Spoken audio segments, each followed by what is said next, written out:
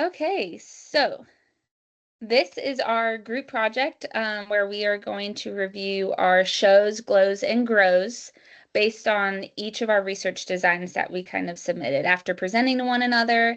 And then we took all of that, created our research design, and gave one another feedback. So I'm going to go first.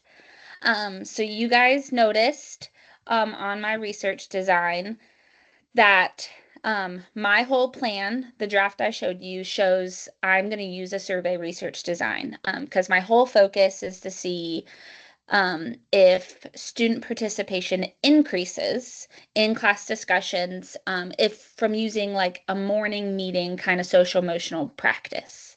I saw lots of very beneficial like advice for me. I do appreciate Under the Glows. You guys thought my research question was clear and it was a very important topic, which I thought so as well. It started very broad for me. I knew I wanted to do something with social emotional learning, and then over time I had to kind of narrow it down. So I'm very interested to see how this goes, and if it's actually beneficial to my students. Um, and you guys noticed that I was trying to be respectful of only using students that brought back the permission forms for my study. The grows gave me a lot of insight as well. I think looking at the research so much myself, I forget as to how specific I need to be on things. So as I was looking at my glows, like the specifying why fourth grade students, even though, like that's the grade I teach, but there could be, I can specify that, or I can specify specific reasons as to why I think that's an important grade to cover that on. Um, Even the what subject you're using the measure, I completely forgot to mention that because in my mind, I'm like, I mean, it's with reading because that's what I do all the time. But those people looking at my study don't know that. And so I think a lot of us kind of saw the specifications that we have to include in our studies. Um, because that way, the person reading our research isn't in our classroom and they don't understand everything. So to give them the most clear picture, we have to be specific. So I definitely know my next steps are going to kind of be going through reading it again with like fresh eyes and using y'all's input to make sure, am I being specific? Am I making sure that whoever is reading this can understand my study, almost like follow my study, um, without, having any background knowledge? And then kind of focusing on, someone asked for specifying, am I focusing more on the students or the teachers? And so I want to kind of reflect on who am I wanting to see the most impact from? And so I want that to be the focus of my study. So I really did appreciate this chance to kind of talk to one another, um, because it gave me three sets of other eyes to kind of tell me what I might be missing or confusion in my research so I can make it as specific and understandable as possible. So that was mine. All right. And then my name is Carmen Henderson Bachelor, and mine is over. It is a research design, which goes along with my research question, which is what phonics based literacy intervention can best support middle school students that read significantly below grade level. So I knew that I wanted to do that because I teach middle school, and my middle schoolers are reading significantly below grade level. So I want to find a better way to help them get them on track and everything. So my shows, um, basically, y'all just said the shows, the research will be using the experimental design. So yes, that's what it shows. My glows, y'all said the content was easy to follow along with and understand. The purpose of the study was made clear. I really appreciate that because it took me a while to get it to be clear because my grader was like, "Hey, we need this to be more clear and everything." So I'm glad that I finally hit that mark. My research design chosen works well with the research question and the data being gathered. Um, Gave a clear expectation as to why this research method works best for your topic and provide a step by step process easy to follow. So, what I'm planning on doing is basically doing a pre-test and post-test. Like, I'm going to give my students a pre-test, and then I'm going to try to find 3 phonics-based literacy interventions to like try with a group of students.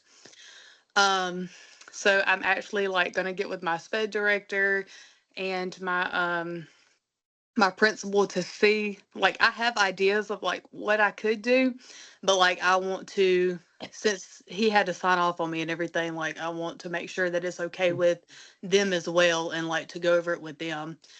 Um, so my grow areas, it says specify more on the timeline of the study.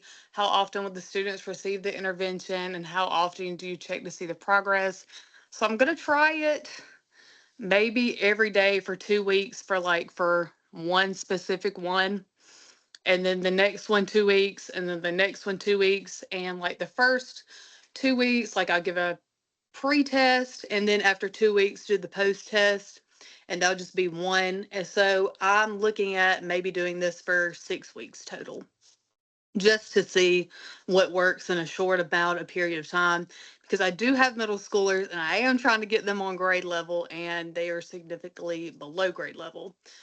Another grow is specify more about the data collection and the pre-test and the post-test given.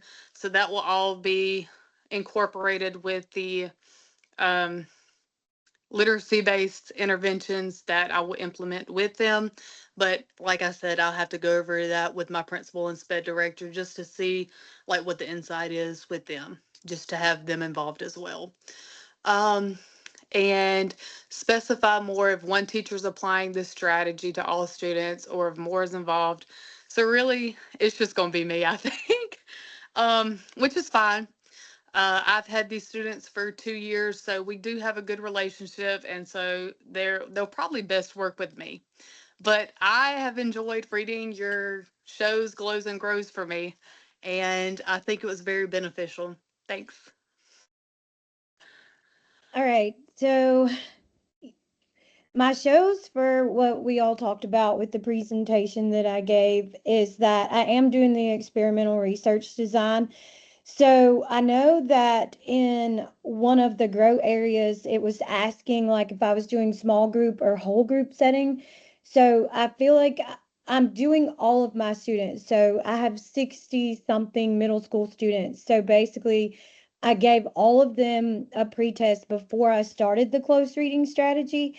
And then I have been measuring their selection tests from the HMH curriculum that my school adapted. And I'm looking to see if they grow with their reading comprehension. And then I know that someone else in the grow asked what was included, what reading comprehension skills. So we are doing this strategy close reading, and it's something that our school board adapted in all of the ELA classrooms throughout the whole system. So like they're having like this first step is where like the students just read to understand. So they're saying to themselves, what does the text say and what does the text make me wonder? So it's just a read.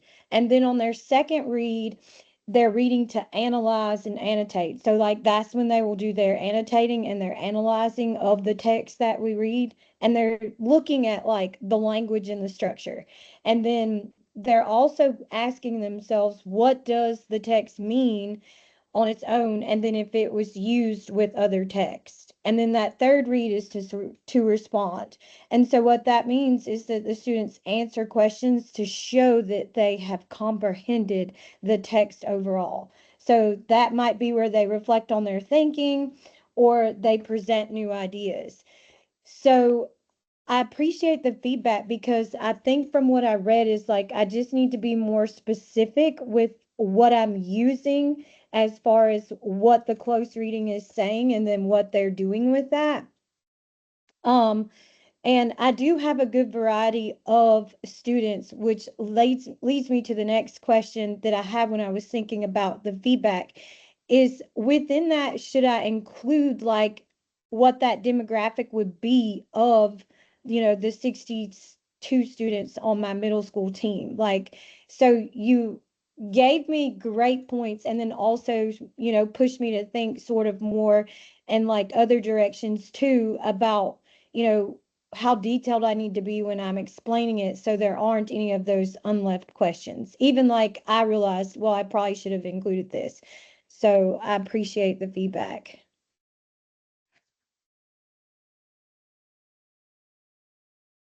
My research is going to be, it says that she uses a research design to determine whether or not IXL games can contribute to teaching her ESL students reading comprehension to ensure that they get on their grade level. And so I work with students who have English as a second language, and some of them are not on grade level and they don't understand some of the material that we're reading in our class. And so I definitely want to make sure that they are thriving and they finish the year closer to grade level, if not on, or maybe even further than where they are, so that they can see some growth and so that they'll be better set up for success in the next year as well. And so I think as kids like playing games, they like activities, but I want to do it with a purpose. So I want to make sure that the activities that they're playing, the games that they're playing are phonics and comprehension related, so that it'll help improve their skills in that regards. And so I know I need to be more specific, and I can be more specific on what games that IXL provides, to see how that is a tool that's going to gear them towards the success that I want them to have by the end of this this experiment. I do want to make sure that I have the baseline, have my students, a group of students that are not necessarily playing the IXL games, and then compare it to the students who are going to be playing the games on a regular basis. I know for my growth, I said that they're going to do it for 30 minutes, but I wasn't specific to say that, okay, on 2 days out of the week, I plan on having like 15 minutes each session to give them opportunity to play different games to help them in those skills. And so I want to make sure that I go back and am expressive on how I'm going to assess their growth. And so the tools that I'm using, so that's clear to the reader, and to make sure that I am having everything explained, because in my mind I'm thinking, oh yeah, I know what I'm doing, but I need to make sure that the reader also knows the plan and can see clearly why I use certain tools, why I chose my second grade and third grade class, and how they're going to improve, and how can those skills hopefully help them to continue their growth throughout the remainder of the school year. I probably will also do my research for about 6 to 8 weeks, and I'm hoping that the students are consistent in coming to class, so that I can make sure that they're all growing, because when they're missing, then that may affect the outcome as well. And so I'll be making sure I'm detailed in that regards. It says that for my GLOWs, that I explained the research, and that games is a good way to hopefully get them wanting to read and participate in the game aspect of the research. And this was definitely really good feedback from my group, and there's a lot more to do. So I'm excited about knowing how to move forward and how to be more detailed, so that I can make sure that my research is clear and that I'm answering questions that I didn't even think about answering, and going more in depth into the research than I had planned. So thank you. Perfect. So I feel like we all agree that I think it just taught us a lot about what we need to specify. Yeah. And I honestly wouldn't mind giving peer feedback and receiving it for other parts of my paper as well. But Mhm. but yeah, I that was agree. it. Thank you. Okay.